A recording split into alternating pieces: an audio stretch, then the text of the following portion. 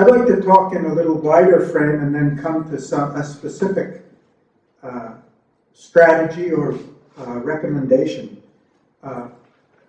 Looking back on what we've heard in the last few days, and particularly some very interesting discussion this morning, Stella commented that no matter how far the negotiations go on START, it really leaves other nuclear powers, not nuclear weapon states, outside of the negotiations, really outside of any arms control agreements. That's a vital issue. And I think we have to recognize that we really do not have a viable arms control strategy that's global in nature at this point. I'm afraid that the essence of this arises from the fact that the nuclear weapon states simply don't want to disarm, and they are not able to create a legal regime that makes it illegal for everybody else to acquire weapons when all of the incentives of the system are that if you acquire those weapons, you have greater status internationally, you have greater autonomy internationally, and in the rare instance where countries have felt a potential threat of regime change, you have the one answer to regime change, which in the extreme case, such as North Korea, has prevented serious action. So I think we have to look at this as idealistic or utopian as it may seem. I think we have to look at it from the wider perspective, which I thought Momir was implying in his comments, that this is not just a question of nuclear weapons. This is a fundamental question of global governance. And as Winston implied, a question of the evolution of international law. It's not just that we're struggling with nuclear weapons. We are struggling with the evolution of a global society. We see in Europe up close the challenge of a pioneering effort to overcome centuries and centuries of competition between nations, and we know how difficult it is and how admirable is the effort they're making. How much more difficult it is at the global level, and we're way behind Europe in trying to do this. But I think unless we squarely recognize the fact that the issue is one, as Momir said, of governance, the issue is one of what will be the basis for international law. That's why I felt Winston's comments in the previous presentation were so critical. What really is the determinant of international law? Is it the fact that nation states come together and agree to sign on a treaty? Or are there universal principles that are applicable to human justice, humanitarian law, and otherwise? And how do we weigh in a system where so far all the power resides, almost all the power, resides with nation states? As was mentioned by several people in the last session, civil society has played a critical role, as it did in the World Court Project, in helping us transcend those boundaries. But we have to recognize we're very early in an evolutionary effort. In a paper that Winston published in the most recent issue of Cadmus, I have a few copies. We did circulate it, but anyone who's interested in the journal, we would welcome contributions to it on this and other issues. I thought he made a very powerful case for referring the matter back to the International Court of Justice again. I think there are ample grounds for doing that. First of all, through the last 10 years, we saw that a number of nuclear weapon states raised the salience of nuclear weapons in their overall military defense strategy. Quite the contrary of what the ICJ had in mind. You have to remember that the World Court Project started in '93. The judgment came. This was still the heydays of the end of the Cold War, where we really could imagine that we were going to get rid of these weapons and that the Cold War mentality was going to end and that things would go much further. And in fact, what we've seen is though there have been significant reductions, we are not much closer to actually getting rid of them. The court may have given the benefit of the doubt that clearly in this new environment, greater progress is going to be made than has been. At least 3 more nations have acquired these weapons since then, which was not anything envisioned at that time. And there's an increasing likelihood that other nations may do so, and significant incentives for them to do so. The point that Alan raised about good faith negotiations, by any definition, those good faith negotiations for complete elimination have never been begun. And 15 years is long enough to give the benefit of the doubt as to whether or not the nuclear weapon states really intend to get rid of these in the foreseeable future, not in some far distant future. And therefore, if for no other reason than to ask the court what should be done now to enforce or to compel the nuclear weapon states to demonstrate that good faith, there would be grounds to go back. We also know much more about the potentially catastrophic effects of nuclear weapons on the global environment than we did before. I mean, there's stuff in the discussion in the ICJ judgment about nuclear winter and all, but we just did not understand as much as we do now about climate change and the fact that any use of these weapons by anybody could have impact on, global impact on humanity.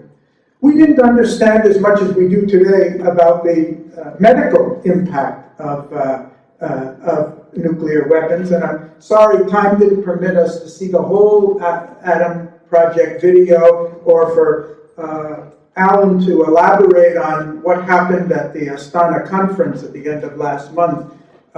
We went to the test sites and really saw firsthand the gruesome evidence, about 1.5 million people who have been affected by just nuclear tests. These were not nuclear. These were not the victims of a nuclear bomb. They were just the collateral damage from testing these weapons. We know much more about that now. Since then, the number of states that are covered under nuclear weapon-free zones has grown. I think I may be wrong, but roughly from about 20 to more than 110. So the will of nations of the world about these weapons, which the court said it's not really clear what humanity feels about these weapons, it's certainly clearer today than it was at that time.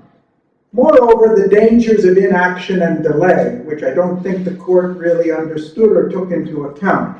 If we don't do something that's really going to lead to concrete results, then it's very, very likely that it's going to lead in the other direction, to increasing instability and increasing danger. We did not fully understand as much as we do now about the risks of terrorism. And if we weren't terrified, I think the first session yesterday morning and Francisco's and other presentations about the quantity of nuclear material out there. I think many of you or most of you are already aware of how many nuclear accidents and mishaps there have been. We've been very lucky so far, and this is we shouldn't be pushing our luck further. It's just too easy for these things to get in the wrong hands.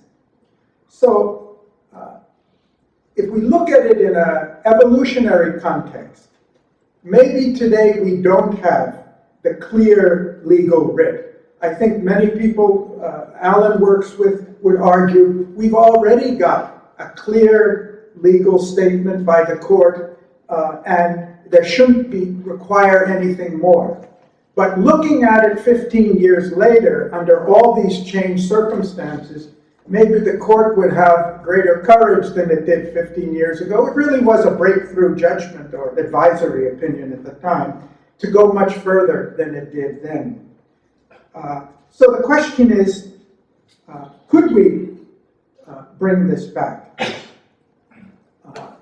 I'm going to allude just briefly to a point that Winston made that we argued in another article that was circulated about sovereignty. If you really want to look at the ultimate basis of law, It can't be just who got there first, or who has the stronger military, or who's willing to sign a treaty. It's got to be based on universal principles, and Winston raised the point, what is fundamentally the basis for law? In my view, law is a codification of the public conscience. The ultimate determination of what is right or wrong according to the evolved public conscience. And we know when you try to implement law where that conscience is not developed, we see in countries where corruption and tax evasion are rampant because a large percentage of the population doesn't really buy into the law in the first place. What is the public conscience with respect to nuclear weapons? What is our evidence regarding that? Can we say categorically? Alan told me in Astana that as part of his efforts to bring the thing to the World Court, they collected 1.5 million,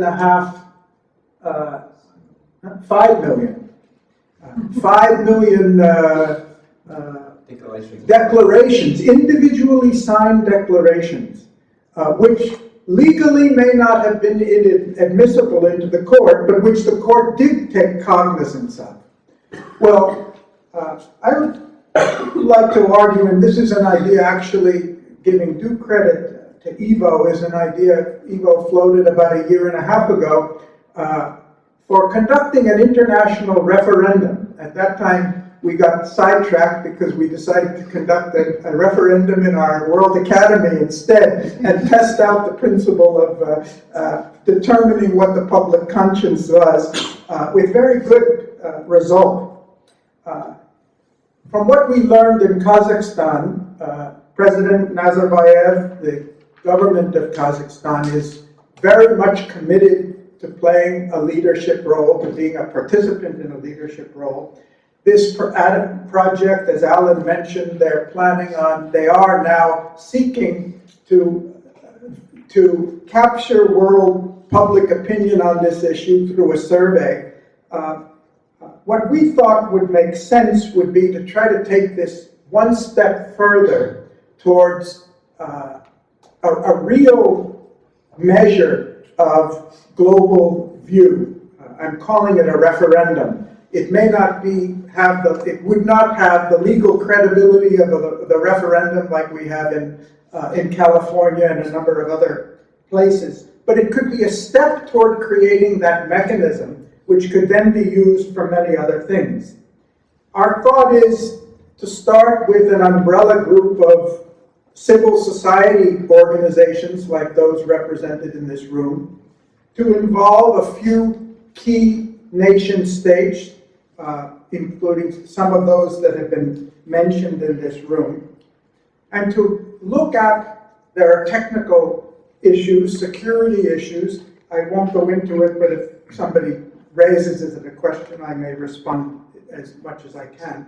But to try to get something that could be considered a much wider feedback, authentic feedback on what world public opinion believes about this. Now, I'll end by saying that presupposes that world public opinion is informed about this issue, and I think we know in most countries it isn't, and therefore an essential precondition would be a collective effort of all those, whether in government or civil society, who are concerned about this issue, and that numbers in the thousands of organizations around the world, to first come up with a coherent program of public education, a campaign that would precede the referendum, to see how far we could succeed in a targeted outreach on a specific question that could form a piece of evidence that cannot be dismissed, whether it's by the General Assembly or by the World Court, as to what the world public conscience really says about this. Thank you.